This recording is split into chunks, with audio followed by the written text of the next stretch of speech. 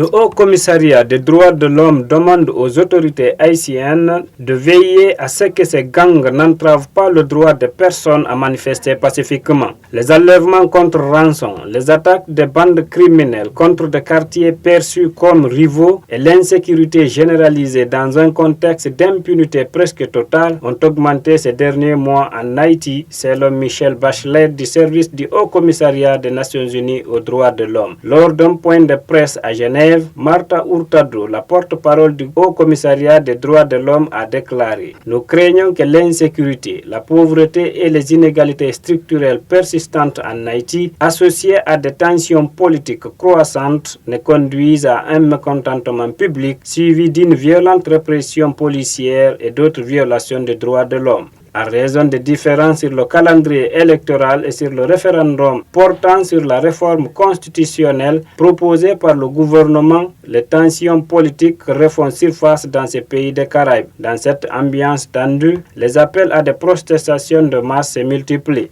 Le service des droits de l'homme du Bureau intégré des Nations Unies en Haïti vient de publier mardi un rapport sur les abus commis par les forces de l'ordre haïtiennes et les gangs pendant les troubles sociaux de 2018-2019. L'ONU prône une réforme des pratiques, notamment en veillant à ce que les agents participant au maintien de l'ordre lors des manifestations reçoivent une formation et des instructions adéquates. Port-au-Prince devrait également garantir la reddition des comptes sur les violations et abus passés en assurant la justice, la vérité et les réparations aux victimes.